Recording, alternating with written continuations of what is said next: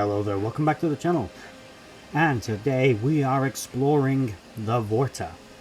Little apology, I tried to fix the audio in this segment. I don't know what went wrong with the microphone. There's only one attached to this device, and for some reason the first half of this video is recorded really crackly, and re-recordings notwithstanding, it didn't seem to make any difference, so I tried to correct it with an audio filter.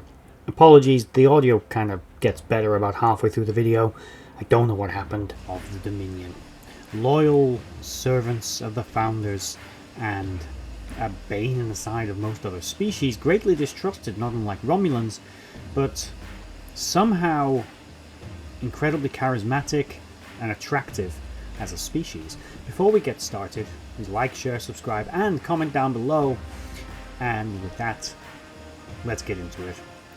The Vorta, their history is something we can explore, but we have to take into account that the Vorta perhaps don't know that much about their history, and what we know about their history comes from maybe not the most reliable of sources, the Vorta themselves, interestingly.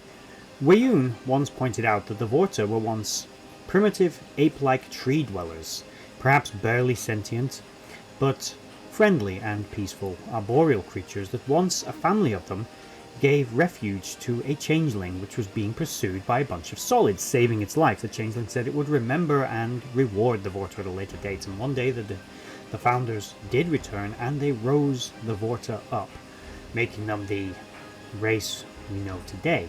It's unknown exactly how many of the Vorta's biological features and attributes are actually their own. It is known that there is certainly a considerable amount of genetic modification that has taken place to the Vorta as a species, and perhaps in some cases individually, as a single Vorta female was once seen to be able to create an energy discharge from her chest, but no other Vorta, either male or female, has been shown to have this ability. It is possible that that was some kind of cybernetic weapon that was built into her, but that was never actually specified, and she herself stated that it was actually a natural ability that her people had. But that could easily have been a lie, as were many things about the Vorta.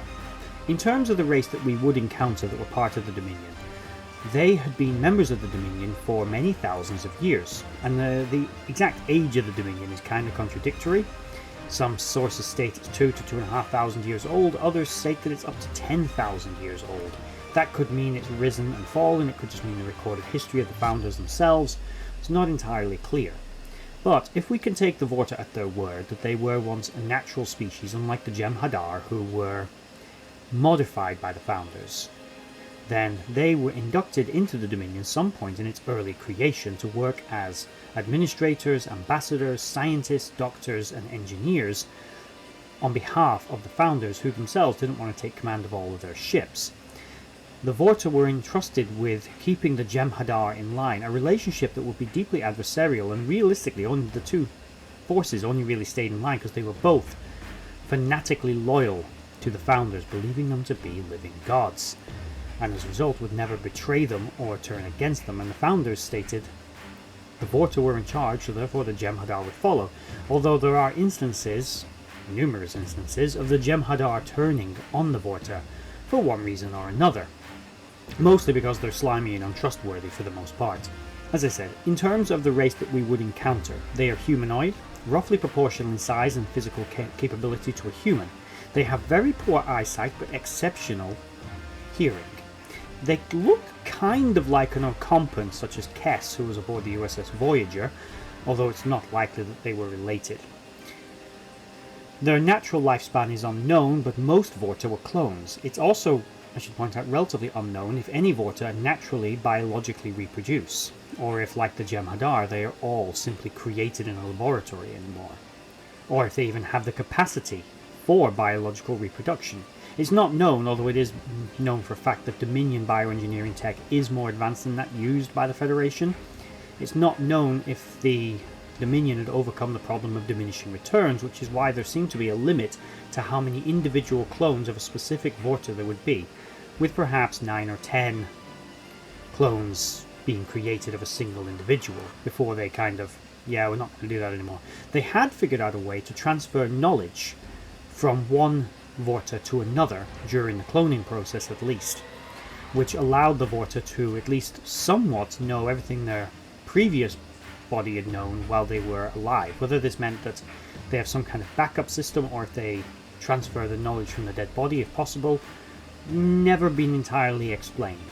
The Vorta, unlike the Jem'Hadar, consume food and water, although they are rather plain eaters, again due to the fact that they are within the military, and quite frankly they lack a sense of the aesthetic, as again Weyoun would point out, meaning they don't really have much appreciation for the finer things in life or for anything other than duty and their role within the Dominion.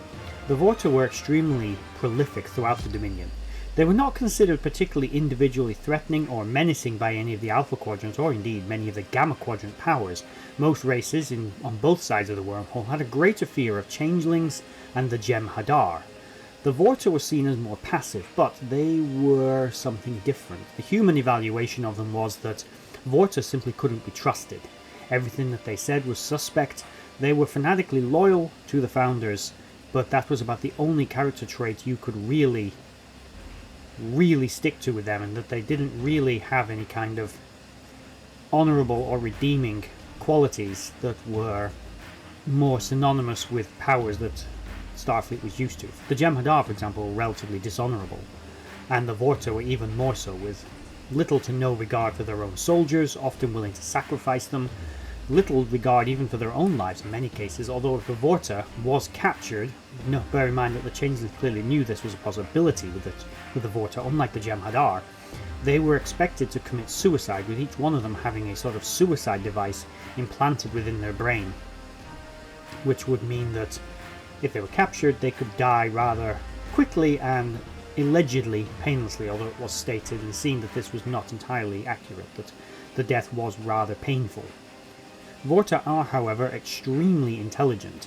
This may not be a reflection of any kind of Dominion state education system, more a reflection of the fact that they are able to imprint knowledge onto clones, and perhaps from the beginning imprint information onto them, not just from a previous host clone or something, but also from just some kind of database. That's my personal speculation, but let me know in the comments below what you think.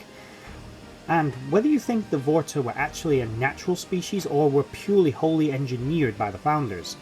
It would make sense that there would be something. They'd need some kind of base genetic material to create the Vorta from in the first place, but were they anything like the Vorta that would come to serve the Dominion, or were they a completely different species that existed somewhere deep in the Gamma Quadrant that the Changelings encountered and realized that they could manipulate? It's likely if they did, they were a very primitive species, because the Changelings wouldn't have trusted a technologically advanced spacefaring race to take on this role, most likely. We can see that from how the Changelings dealt with races such as the Cardassians and the Breen, for example. An easy parallel for the Vorta is to compare them to the Romulans in the Alpha Quadrant, which I think are probably the closest kind of cultural power to them. If the Vorta were left to their own devices, although I don't think they would have truly been explicitly Romulan-like, they certainly wouldn't have been Klingon-like, would they? And I think the untrustworthiness, general manipulative nature, somewhat lust for power that many Vorta had, would make them more akin to a Romulan. But you could deal with a Romulan. You couldn't really make a deal with a Vorta. They'd only stick to it if the Dominion wanted them to stick to it. They were servants. They were slaves. They just didn't really know it. Although, as Gul Dukat would observe, even amongst servants, someone has to be in charge. Something that Weyoun found rather amusing, and a point of view that only a Cardassian like Gul Dukat would come to. But I think that was a fairly accurate assessment by Dukat. The Jem'Hadar served the Dominion. The Vorta were in charge where the Jem'Hadar were concerned. Although it is reasonable to conclude that during a battle situation, many times the Vorta might not be in charge and might defer to the Jem'Hadar, as Weyoun did again with Gul Dukat and Dumar and Thot Paran and others. When combat was required, Weyoun didn't usually take direct control, was more there as an observer, which is, I think, the best real-world, relatively modern 20th century comparison to the Vorta's position within the Dominion, especially within its navy, might be to say a Vorta, like the first Wayun that was encountered, was more like a Soviet political officer that may have served aboard a Soviet naval vessel. They weren't necessarily in charge, but they were certainly powerful, and even the ship's captain would know better than to turn against them or not listen to what they wanted. The great tragedy, of course, of the Vorta is they were victims effectively of their own success. As members of the Dominion, the only real power within the Dominion were the Changelings. They were the ones that held all the real authority, they were the ones that had all the power and benefited the most. The Vorta were servants. They were little more than slaves from the point of view of the Changelings. Certainly held in a higher regard, but they were not equals. And as long as they served their function, they had some level of power, but there was no autonomy or freedom. A Vorta couldn't choose to leave the Dominion any more than a Karama could, or anybody else for that matter. Not that the Vorta particularly wanted to. They were conditioned, both socially and genetically, to be loyal to the founders and to the Dominion, seeing it as their civilization. But the Dominion was not a civilization in the traditional sense, which we will cover in another video. It was a dark parody of the Federation, but it was not a civilization. And the Vorta, if what we can take at face value was they were once a race that the Changelings raised up, even if this is true, the Changelings did not raise them up, they enslaved them. They genetically altered them to make them more compliant, to make them more useful to the Dominion and to them. As it's, again, technicians, administrators, doctors and scientists. They filled a role the Changelings didn't want to do themselves, either anymore or at all.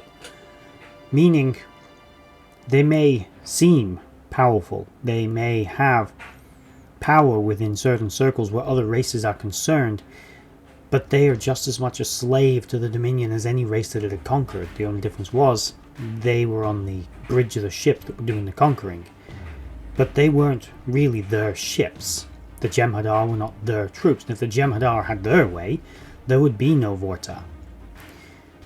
So, with that said, we're at the end of that video. I might do some individual breakdowns of some specific Vortas during this series, certainly especially Wayun, because of course we're going to do Wayun. But what do you think of the Vorta? Where do they fit in the Dominion? Do you think that they were originally a biological species that got or were they created? Were they just adapted, engineered, or has millennia of cloning taken its toll on whatever species they were beforehand, and now they are themselves just a shadow of the race that they once were? I'd just like to say a thank you to everyone for watching that video. I hope you enjoyed it. I really enjoy making these. If you did enjoy it, please consider giving a like, share and a subscribe, and maybe checking out the other videos on the screen right now, and in the description box below there are links to my other social media accounts.